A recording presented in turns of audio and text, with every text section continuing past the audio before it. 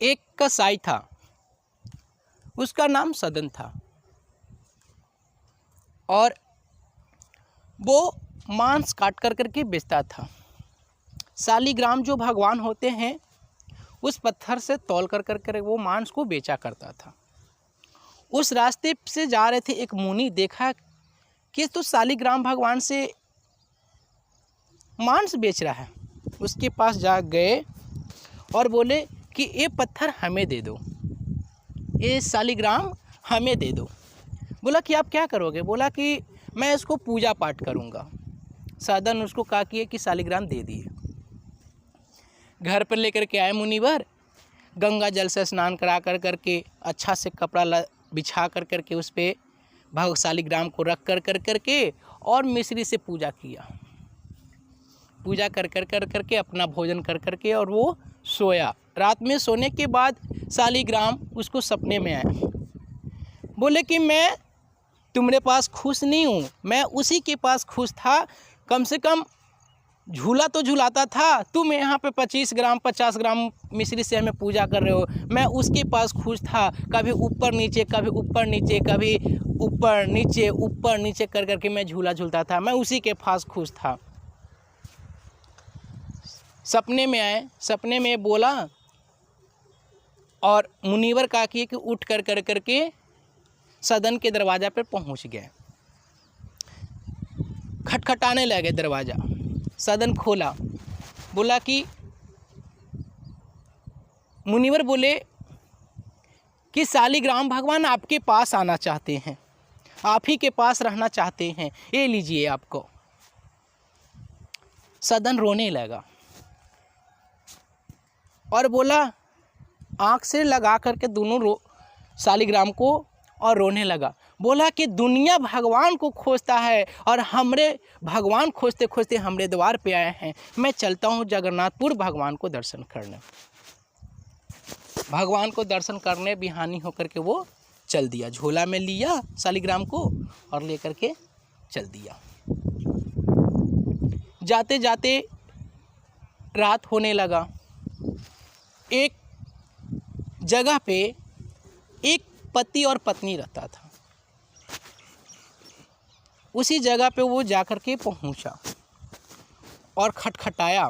बोला कि कुछ खाने के लिए है तो दे दो, मैं जगन्नाथपुर जा रहा हूँ भगवान के दर्शन करने और रात हो गया है, मुझे भूख लगा है, कुछ खाने के लिए दे दो। कहा कि उसकी पत्नी बहुत ही सुंदर था और ये भी सदन भी हमारे सुंदर थे। उसको जैसे सदन पे नज़र पड़ा, उसको मन में इच्छा हुआ कि हम इससे शादी कर लें, यानी प्रेम जगा। प्रेम जगने के बाद उसको दिया, सीधा दे करके खाना उना खिला करके उसको बोला कि आप कहाँ जाओगे रात में, आप यहीं विश्राम कर लीजिए। कहा किया कि सदन वहीं पर शालिग्राम भगवान को निकाल करके झोला से पूजा पाठ किया और जो खाया वही भोग लगाया उनको। भोग लगा करके अच्छा से सो गया। सोने के बाद उसकी पत्नी सोचा कि मैं इसे शादी कर लूँगा। रात में आई और सदन को जगाया कि सुनो, चलो हम दोनों शादी कर ले। सदन बोला कि नारी माताएं समान होती है, नारी माताएं समान होता है, मैं विवाह नहीं कर सकता। तो उसने सोचा कि हो मेरे पति हैं, इस चलते ही डर रहा है। वो काकी के अपने पति को गर्दन जाकर उड़ा दिया और फिर आया सदन के पास। बोला कि सुनो, अब तो कोई तरह की दिक्कत नहीं है। बोला कि नहीं मैं विवाह नहीं कर सकता।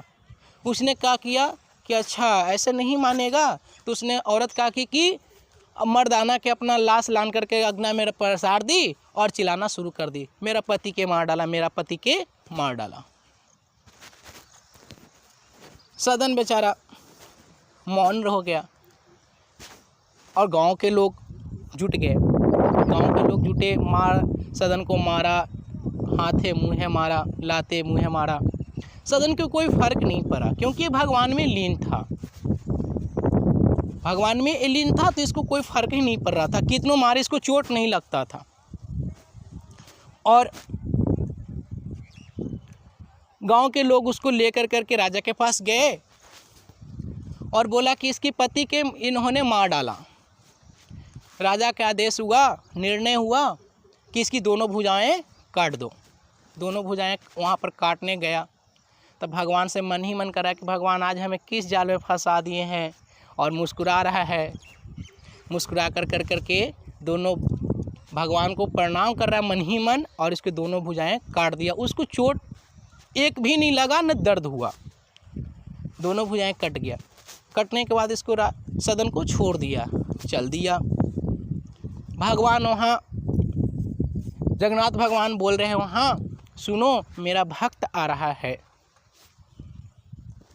थोड़ा सेवा अच्छा से करना। सदन जा रहा था, भगवान के पास जैसे गया, जैसे पैर छूना शुरू किया भगवान को, इसकी दोनों भुजाएं जुट गए अपने आप। भगवान के पास जा कर के पैर पे गिरा, लिपट गया, बोला कि भगवान जब दोनों भुजाएं काटवाना ही था तो आपने दिया क्यों? भगवान बोले कि तुम्हारा कर्मों का फल है।